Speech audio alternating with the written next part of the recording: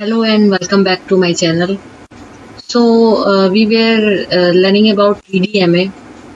तो इसमें मैंने जो पहली टेक्निक बताई थी दैट वाज फिक्स TDMA. तो आज हम इसकी और 3 टेक्निक्स देखेंगे that is classical Aloha, sorted Aloha and CSMA. Okay, so basically classical Aloha क्या होता है? Classical Aloha is pure Aloha. आपने पहले सुना भी होगा शायद दैट कंप्यूटर नेटवर्क्स में आपने अगर पढ़ा होगा तो classical Aloha is called pure Aloha या फिर इसे हम कंटेंशन सिस्टम भी कहते हैं.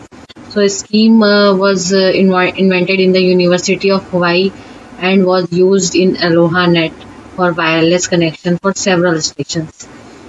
ओके, ये अलोहा नेट में यूज होता था. Okay, Aloha is neither coordinate medium access or nor does it resolve contention on the MAC layer. Aloha जो होता है कि neither वो मीडियम एक्सेस से कोऑर्डिनेट करता है या फिर कंटेंशन को रिजॉल्व करता है MAC layer पे. Instead each station can access the medium at any time. और इसमें जो हर एक स्टेशन होता है किसी भी टाइम में मीडियम को एक्सेस कर सकता है. मतलब इसमें कोई स्कीम आपकी जो टाइम स्लॉट्स में तो डिवाइडेड होते हैं बट होता है कि ट्रांसमिशन जो होता है वो किसी भी टाइम पे चलता रहता है. तो this is a random access scheme without a central arbitrary coordinator controlling access and without coordination among the station. इसमें स्टेशंस के बीच में कोऑर्डिनेशन नहीं होता और ये इसमें कोई सेंट्रल कंट्रोलिंग भी नहीं होता. इसमें बस होता है कि जो भी स्टेशंस होते हैं वो eight the same time data जो है अपना ट्रांसमिट करते रहते हैं. तो इस केस में क्या होता है कि कोलिजन होने के चांसेस बहुत ज़्यादा होते हैं. ओके, और जो आपका डेटा होता है वो डिस्ट्रॉय हो सकता है कोलिजन की वजह से. Okay, resolving this problem is left to the higher level. और इस प्रॉब्लम को रिजॉल्व करने के लिए हायर लेवल पे छोड़ दिया जाता है. हायर जो लेयर्स होते हैं उन पे छोड़ दिया जाता है कि वो इसको रिजॉल्व कर सकें. मतलब जैसे कि उसका सॉल्यूशन होता है कि वी ट्रांसमिशन ऑफ डेटा. आप डेटा को रीट्रांसमिट कर सकते हैं. ओके, सो जैसे कि यहाँ पर आप फिगर में देख सकते हैं कि प्योर अलोहा में क्या होता है कि जैसे डिफरेंट सेंडर्स हैं ABC और यहाँ पर ये हर एक टाइम स्लॉट में ये आपके स्लॉट्स हैं डिफरेंट. तो ये जो है सेंडर A सेंड कर रहा है, फिर B सेंड कर रहा है, फिर C सेंड कर रहा है. तो इनके बीच में कोई भी कोऑर्डिनेशन नहीं है. तो A जब सेंड कर रहा है तो B को पता नहीं है कि इसका टाइम स्लॉट कहाँ तक है और ये कब फिर इसको सेंड करना है. मतलब ये ऐसा हो सकता है कि अभी जैसे यहाँ पर आप देखते हैं ये टाइम जैसे ही ख़त्म कर रहा है तो B सेंड कर रहा है. बट कभी कभी ऐसा भी होगा कि ये इसके ख़त्म करने के पहले ही B सेंड कर दे. तो इस केस में क्या होता है, कोलिजन होता है. या फिर B ख़त्म नहीं किया और उसी टाइम पे C सेंड कर दे. तो यहाँ पर आप देख सकते हैं कोलिजन हो रहा है. ओके, यहाँ पर A सेंड कर रहा है फिर साइमल्टेनियसली C भी सेंड कर रहा है तो कोलिजन हो रहा है. तो ये होता है बेसिकली प्योर अलोहा में या क्लासिकल अलोहा में. ये सिंपली एक ऐसा मतलब अलोहा है जो लाइट लोड के लिए यूज़ कर सकते हैं हम, जहाँ पर कि लोड ज़्यादा नहीं, ट्रैफिक ज़्यादा नहीं है. ओके, और इसमें जो डेटा पैकेट अराइवल है फॉलोज अ पॉइजन डिस्ट्रीब्यूशन को फॉलो करता है ये. और इसका जो मैक्सिमम थ्रूपुट होता है वो 8% होता है. ओके, नेक्स्ट है स्लॉटेड अलोहा. स्लॉटेड अलोहा में क्या होता है? स्लॉटेड अलोहा में क्या होता है, ये इसको भी हम बिकॉज ये TDMA की स्कीम है तो डिफरेंट टाइम स्लॉट्स में डिवाइड करते हैं. लेकिन जो ये स्लॉट्स होते हैं वो एक सिंक्रोनाइज्ड मैनर में होते हैं. तो जो सेंडर्स और रिसीवर जो होते हैं उनको पता होता है कि किसका टाइम स्लॉट कहाँ से स्टार्ट हो रहा है, कहाँ पे ख़त्म हो रहा है. ओके, तो जैसे यहाँ पर A का जैसे ख़त्म होता है B ने अपना स्लॉट सेंड किया है. फिर जैसे B का ख़त्म हो रहा है A ने फिर स्लॉट सेंड किया है. फिर यहाँ पर B ने सेंड किया है. और लेकिन उस टाइम में क्या हो रहा है कि C को नहीं पता है. तो C मतलब सिंक्रोनाइज नहीं है तो उसे पता नहीं है कि यहाँ पर कौन सा टाइम स्लॉट चल रहा है. तो वो सेंड कर दिया उसने, तो यहाँ कोलिजन हो गया है. ओके, तो ये जो स्कीम है ये प्योर अलोहा से थोड़ी बेटर होती है. थोड़ा सा यहाँ पर सिंक्रोनाइजेशन थोड़ा होता है मगर पूरा नहीं होता. ये भी कोई परफेक्ट स्कीम नहीं है. तो अब इसकी जो एफिशिएंसी की अगर हम बात करें तो क्योंकि प्योर लोहा में 18% होती थी, तो ये उसकी डबल होती है, ये 36% या 37% तक होती है अप्रॉक्सीमेटली। ओके, सो इसका जो थ्रूपुट होता है 36% होता है, और इसमें जो कोऑर्डिनेशन है वो इतना मतलब बहुत अच्छा नहीं होता, आप कह सकते हैं। ओके, सो जो नेक्स्ट स्कीम है हमारी वो है CSMA, carrier sense multiple access. Carrier sense multiple access में क्या होता है कि जो भी कैरियर होता है उसको आप सेंस कर सकते हैं।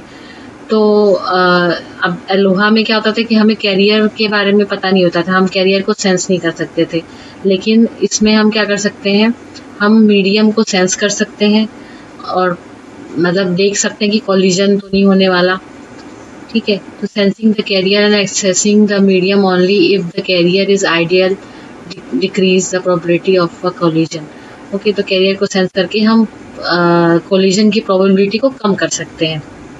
But already mention in the introduction, इसमें आप क्या होता था कि मैंने एक हिडन टर्मिनल का कंसेप्ट आपको बताया था जब मैंने मैक का इंट्रोडक्शन दिया था। तो अगर आपने वो वीडियो नहीं देखा है तो आप प्लीज़ वहाँ पे जाके हिडन टर्मिनल और एक्सपोज टर्मिनल का कंसेप्ट देख सकते हैं। ओके, सो हिडन टर्मिनल के केस में आप CSMA को सेंस नहीं कर सकते क्योंकि हमें पता नहीं होगा कि कहाँ पे कौन सा हिडन टर्मिनल रखा हुआ है, तो वो उस कैरियर को वो सेंस नहीं कर पाएगा। ओके, तो वहाँ पे फिर कोलिजन होने के चांसेस होते हैं। तो if the hidden terminal transmit at the same time as another sender, a collision might occur at the receiver end. Okay, this basic scheme is still used in most wireless LAN, और ये जो होता है कि बहुत सारे wireless लैन में ये स्कीम यूज होता है। इसके कई वेरिएंट्स होते हैं या वर्जन्स होते हैं। तो पहला वर्जन जो है वो नॉन परसिस्टेंट CSMA होता है। इसमें क्या होता है कि स्टेशन जो होता है वो सेंस करता है कैरियर को और जो भी डेटा होता है उसको ट्रांसमिट करना स्टार्ट कर देता है कि जब मीडियम आइडियल होता है तब। लेकिन अगर मीडियम बिजी होता है तो वो कुछ टाइम के लिए वो वेट करता है और फिर जैसे ही मीडियम आइडियल होता है वो फिर सेंड करना स्टार्ट करता है। ओके, और P परसिस्टेंट CSMA में क्या होता है, इसमें वो मीडियम को सेंस भी करता है और फिर ट्रांसमिट करता है P प्रोबेबिलिटी से with the station differing to the next slot with the probability of 1 minus P। Okay, P probability से सेंड करता है और जो नेक्स्ट स्लॉट का प्रोबेबिलिटी होता है वो 1 minus P होता है। Access is slotted in addition, मतलब जो भी एक्सेस होगा वो स्लॉटेड होगा। ओके, और जो नेक्स्ट इसका वर्जन है वो 1 परसिस्टेंट CSMA सिस्टम है। All station wishing to transmit access the medium at the same time. इसमें क्या होता है कि हर एक स्टेशन जो होता है सेम टाइम पे ट्रांसमिट करना चाहते हैं, लेकिन जब वो आइडल होते हैं वो तभी सेंड करता है। ठीक है, अगर वो आइडल नहीं है, अगर वो बिजी है चैनल, तब वो सेंड नहीं करेगा। मतलब वो पहले सेंस करेगा कि इस चैनल बिजी और idle. Okay, so this will cause many collision if the station wish to send and block each other. अब इस केस में भी क्या होगा कि कॉलिजन होगा कि बहुत सारे सेंडर्स एक साथ सेंड करेंगे या ब्लॉक करेंगे एक दूसरे को। ओके, तो इसमें क्या होता था कि CSMA CD का भी कंसेप्ट मैंने आपको बताया था कि वो कोलिजन को डिटेक्ट करता है और फिर सेंड करता है। ओके, अगर उसने डिटेक्ट कर लिया कि हाँ कोलिजन हो रहा है तो फिर वो सेंड नहीं करेगा। ओके, तो create some fairness for station waiting for a long time. यहाँ पर एक बैक ऑफ एल्गोरिथम का कंसेप्ट आता है। बैक ऑफ एल्गोरिथम क्या होता है, इट इज़ ये बेसिकली कोलिजन को रिजॉल्व करने का मैकेनिज्म है जो कि मैक में यूज़ आप कर सकते हैं CSMA CD के अंदर। ओके, इसमें ये बेसिकली ईथरनेट में यूज़ होता है। इसमें रीट्रांसमिशन कराया जाता था, मतलब जैसे ही आपका कोलिजन हो गया, आपको पता चल गया, फिर कोलिजन ख़त्म हो गया तो आप वापस चले जाते हैं और फिर से रीट्रांसमिट करते हैं। तो ये बैक ऑफ एल्गोरिथम होता है बेसिकली। ओके, तो CSMA विद कोलिजन अवॉइडेंस। एक CSMA CA भी होता है जो कि कोलिजन अवॉइडेंस के लिए होता है और ये वायरलेस लैन में यूज़ किया जाता है। ओके, IEEE 802.11 ये वायरलेस लैन का स्टैंडर्ड है। ओके, तो ये CSMA CA जो होता है वो उसमें आप यूज़ कर सकते हैं। तो बाकी की जो टेक्निक्स है वो हम नेक्स्ट लेक्चर में पढ़ेंगे। Thank you.